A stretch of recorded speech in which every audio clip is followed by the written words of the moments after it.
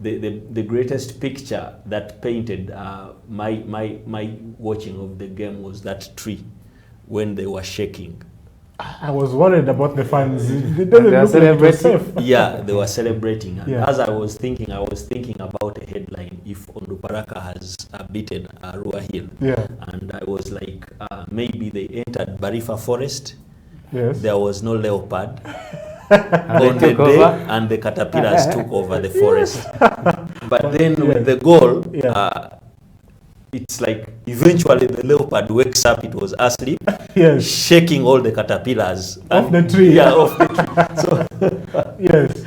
well, it was a beautiful scene there for Regan Pande, a player who has not had game time for some time, coming up with those goals. But again, the mistake was for Onduparaka. They knew very well about the aerial prowess of Toha. Yes. They tried to do it in the first half.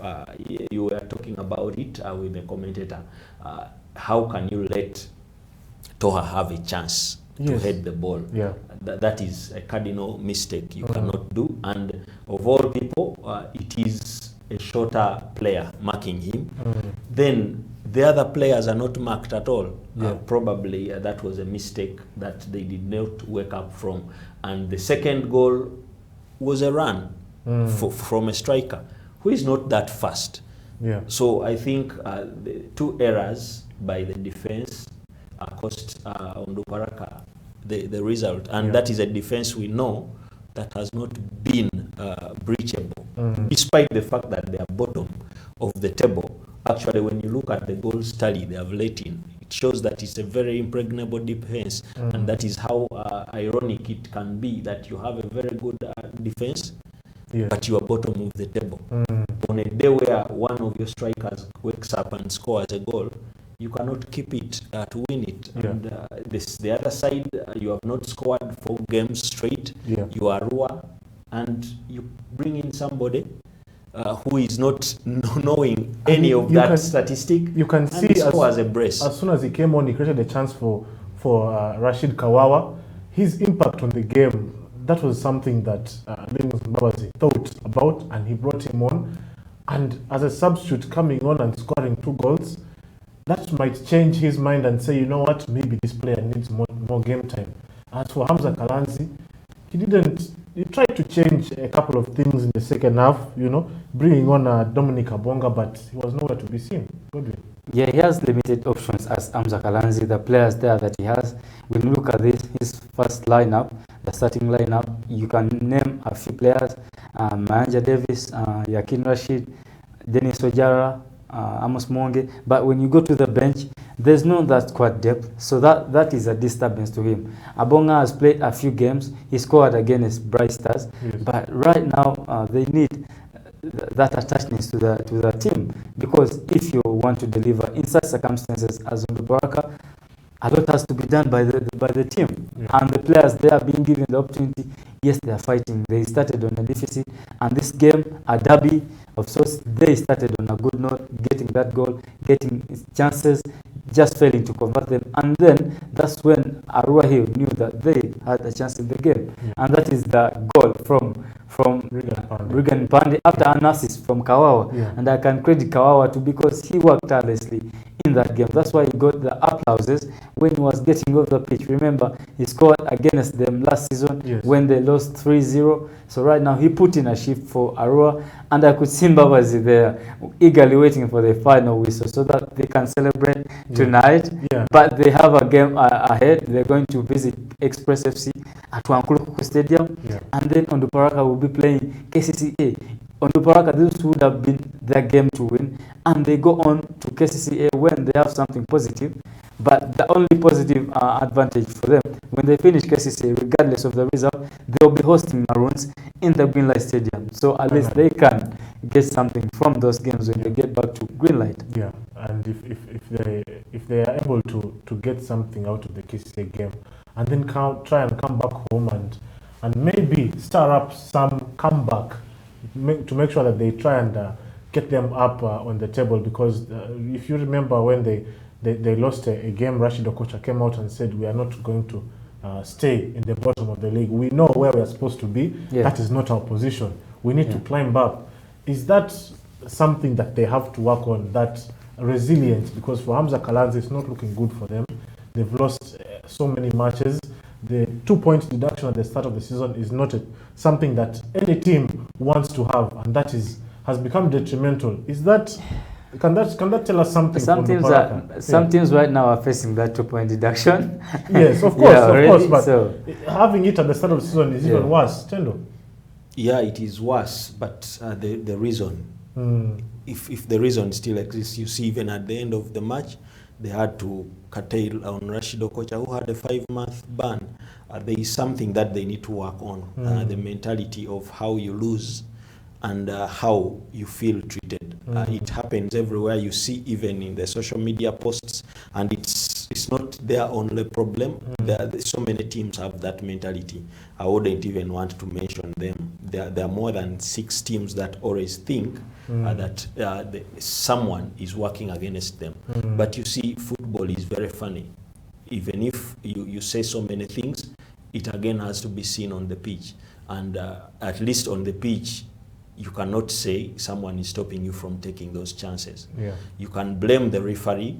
You can say referee deserves any punishment you would think, but ask yourself, what do the players deserve for those missed chances?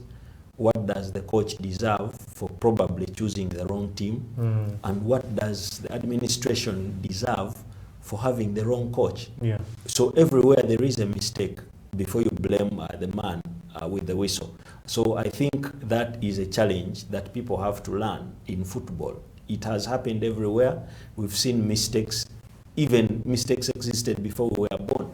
Today, England are world champions with a goal that probably didn't cross the line. The Geoff Hurst goal in 1966. Yes. But they're world champions. So if you insist on so many things, you lose your focus. So I think the focus that Onduparaka needs is to strengthen that squad. The good thing is January is very near. They can boost that squad. The Bule is talking about the strength on the bench. Of course, I don't know why Gaddafi Gadino is not even making the team. He's one player that can change things. I think it says a lot. They have many young players, but they need to boost the team with some few signings, and that is what is going to change them. The same way so many other teams need to boost. I see very few teams that are okay in terms of playing staff. I think on the average they are like 4.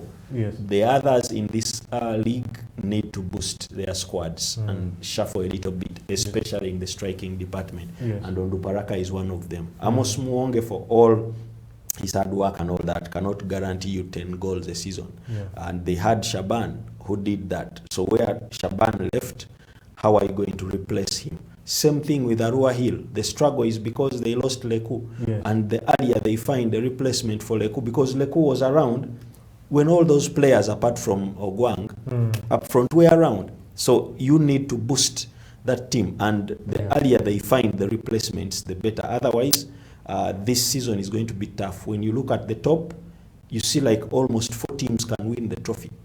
Yes.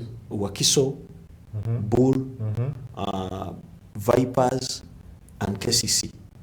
Those are the 4 teams that I think can go there match in, match out, depending on how the squad is and the way they are playing. Yeah. Then there are others also that are close by if they rectify a few errors, because the margin is still open. Yes. URA, Sports Club Villa, Express, they're all up there. They can even Arua Hill themselves. Yeah. Yes. So if all of us 6 teams or 7 teams can ask at the championship, that means the gap down is very, very, very small.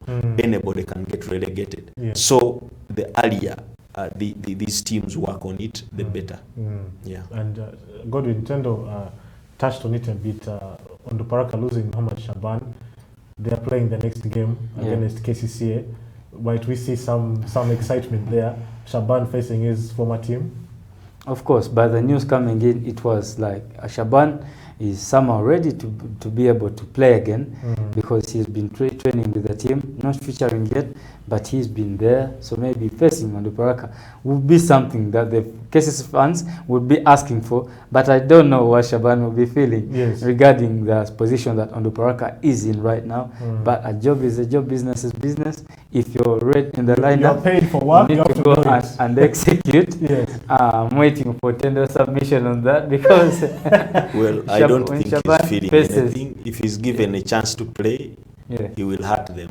Don't be deceived, because he said last season, the only team I can play for in Uganda is Onduparaka. So KCC is not in Uganda. So don't expect any favors if he's given a moment to play. He can hurt them and then do a drill. You score, then you don't celebrate so much. But you have already scored still. The difference is seen. Definitely. That's it. That's all the time we have for today. Arua Hill winning against Onduparaka at the Barifa Stadium in Arua. I know there are some fans watching from the Green Light Stadium. Thanks for viewing. This is Fufa TV, the home of Ugandan sport. What a day we've had, the start of match day 10. It's been Imran Pata, Tendo Nikta Musoke, and Godwin Bole.